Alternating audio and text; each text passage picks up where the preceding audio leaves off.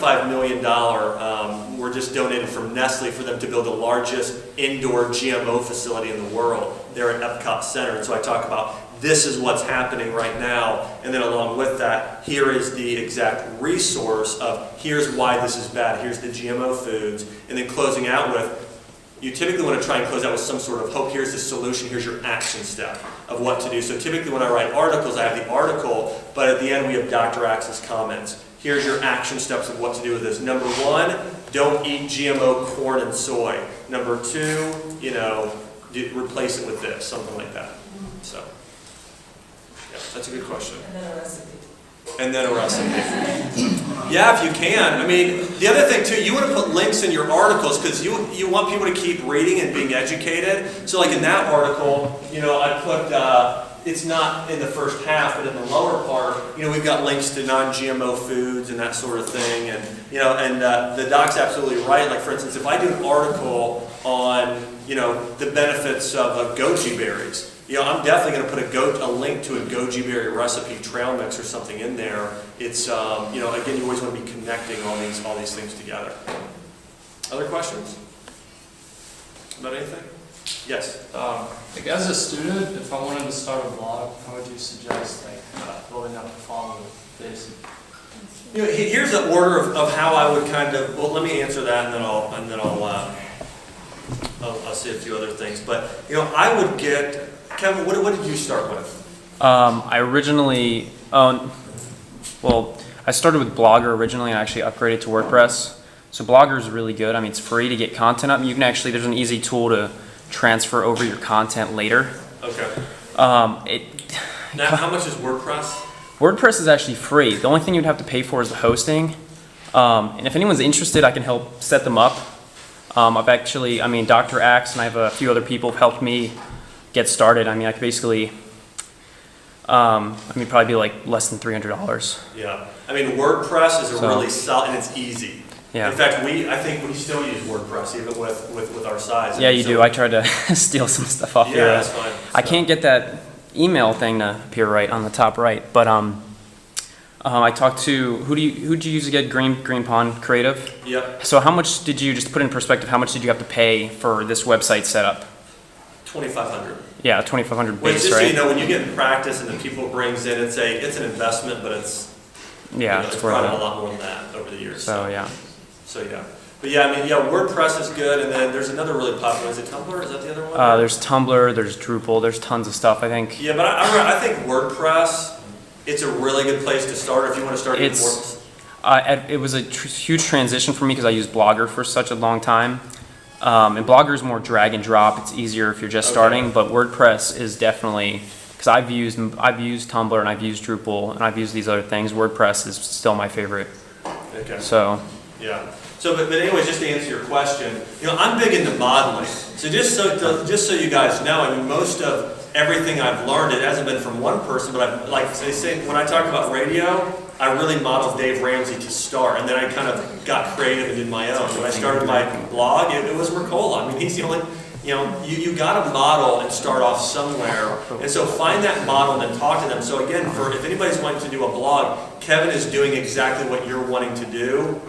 Connect with Kevin. If you have more advanced questions, you guys are welcome to ask me. But again, Kevin is a great person to get down, have him walk you through exactly how to do this. Yeah. I think that's a great idea. And then once you get your web set up, it's actually kind of going back to kind of what I talked about earlier. It's figuring out, okay, what is your blog going to be about? Before you really start the blog, let's figure out what is your twist? What is that unique thing you're going to do? So maybe it's, I've seen you posting pictures of juicing, so it's like maybe you're going to be like, raw Dustin or something, I don't know. So, but whatever, maybe you start a raw food blog for now, or maybe it's, again, it can be anything, but figure out, well, what is that thing that you really want to focus on now, and really have some of that content in mind. At the very least now, you can, and when I started too, I didn't always post my articles because I couldn't write all the time. I would have boards coming up, so I'm like, okay, I don't have to write an article this week, so I would go online and I would repost somebody else's article. And that's okay, you got to start somewhere and kind of building some, but you're welcome to repost our articles, or Dr. Jockers has got some great articles. Like Dr. Jockers, I'm going to be posting an article that he wrote on oregano, another one on holy basil here in the next 2 months. So I'll post his articles once a month. And so it doesn't always have to be your content, but just being consistent with that content is important. So, but yeah, I mean, I connect with Kevin.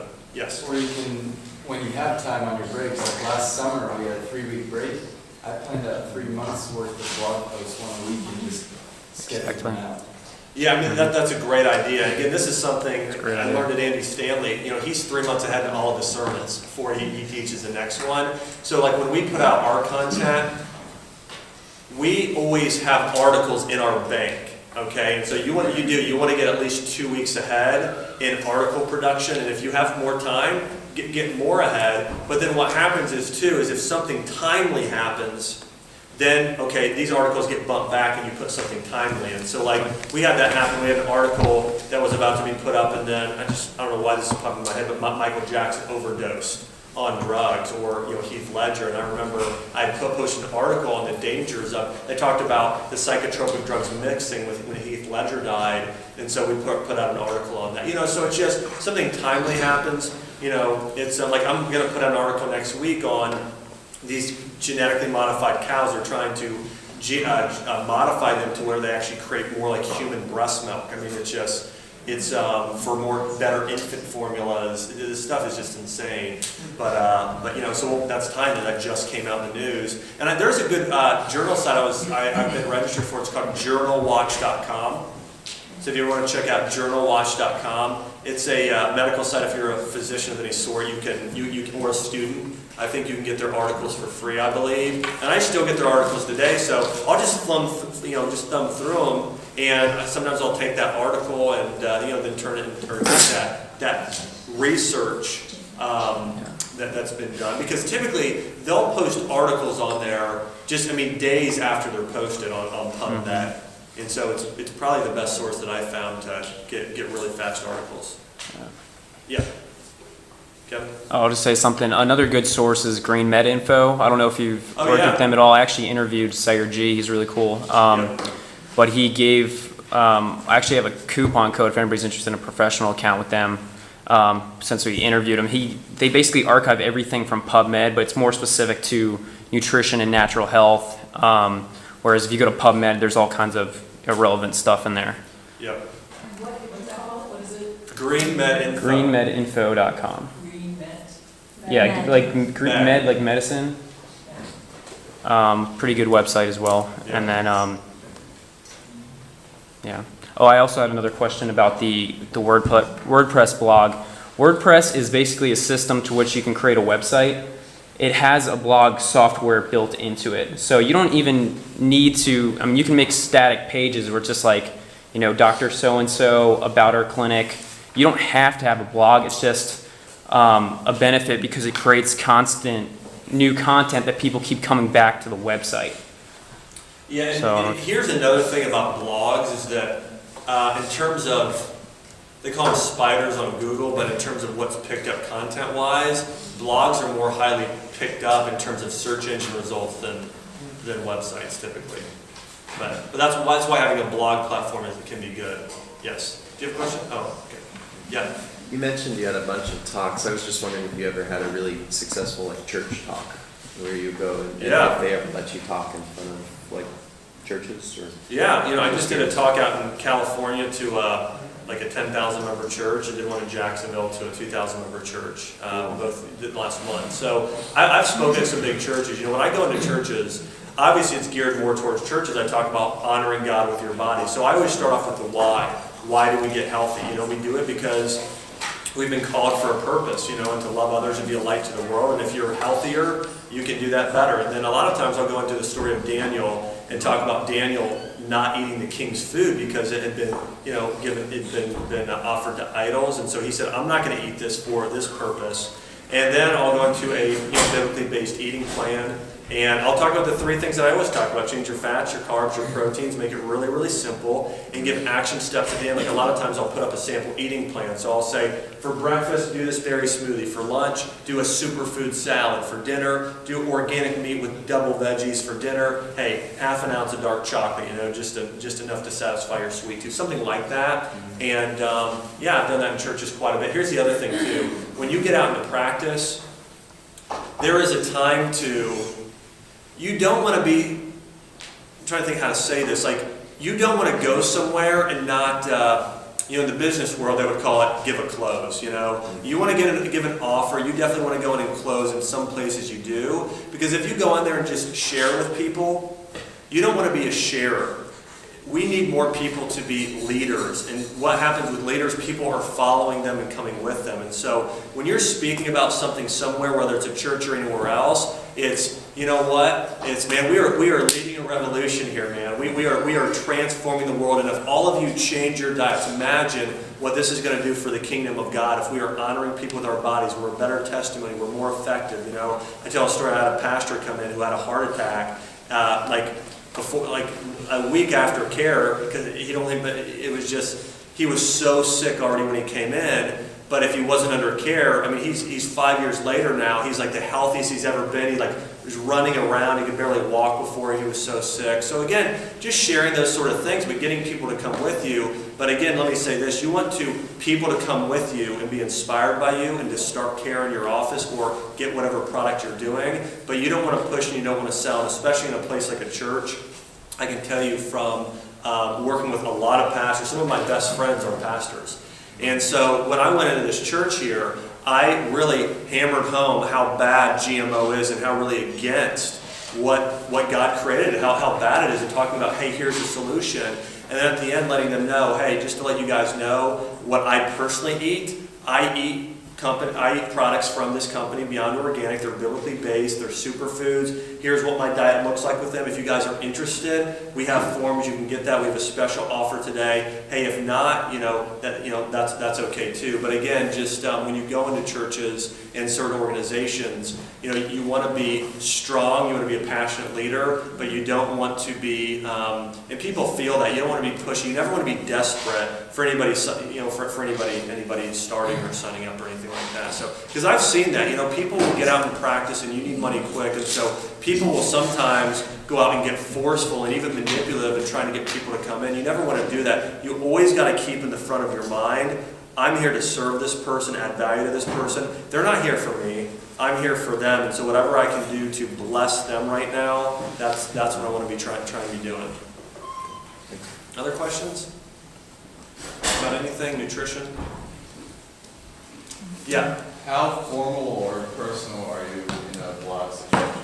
Good question. How formal or personal? I am. Read my articles. That's the best way I can tell you. Just go on my site, read my articles. I do a combination of, again, it's both. I talk about myself personally, somewhat what I'm doing, and then, but most of my articles are more based around an article. They are more formal, but I do weave in myself and personality in there, and even more so on something like Facebook. But if you want to see some good blogs where we incorporate our personality, my blog and Mark's Daily Apple are probably two of the best. You can see it's really weaving our personalities kind of throughout it, but in a professional manner. And so yeah, that's what I would say. Let me say this nutritionally too, real quick. This isn't necessarily advice on what to do online. You can get so in-depth nutritionally. I have a good friend of mine who does a lot with heavy metal detoxification, like super in-depth. And let me say this, you got to be careful, and some of the straight chiropractors will be right in this, you got to be careful not to do too much as well. So I've talked about a lot of things here, but you really want to get good at just doing a few things. So for me, it's been, again, really a lot of nutrition, and it's been chiropractic care.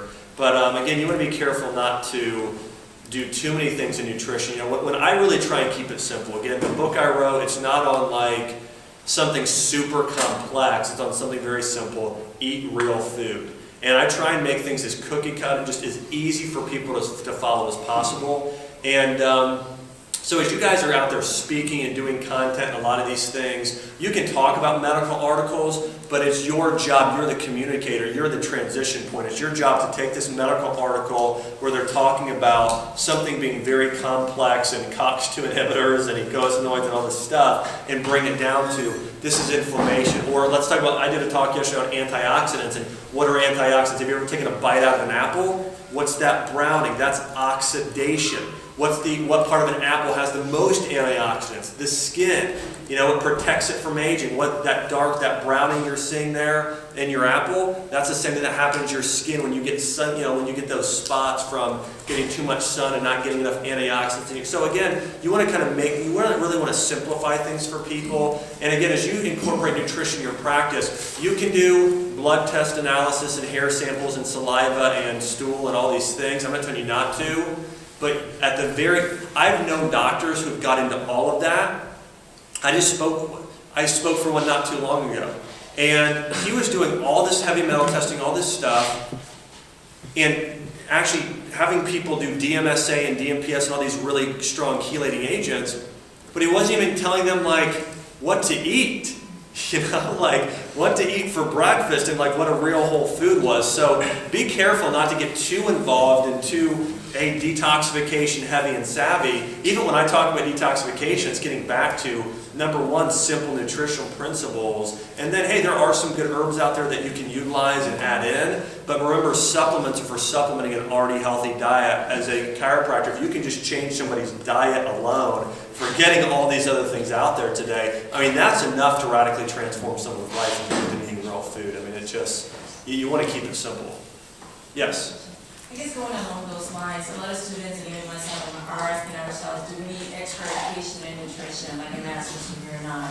I have actually noticed thyroiditis, and thanks to Apex Energetics and going to the seminars, that's how I actually got into holistic ways and even... Going to what? Apex Energetics. Apex? Yes. Okay. And reading Dr. Caras's books and all that. Yeah. And, it was really after I had my daughter that my symptoms really got crazy, and I went to every MD I could, naturopathic, everybody, and nobody could really help me until I changed my diet with little that I know at that time. Yeah. So that's actually brought me to chiropractic school and everything, and we got together and started the club. But a lot of students want to know, where do I go? Even for credentials, do we need that master's degree? Or what other education do we need besides Sure. get here in school? Because seriously, a lot of the things that you've been saying, we don't get in here in Sure. our nutrition courses. So, Well, just to let you know, I had a guy named Dr. Seaman, and he got really in depth into the inflammatory process. So that's what I learned, and I appreciated the education I got, but did I learn things that were actually practical? I did learn some things, but here's the thing.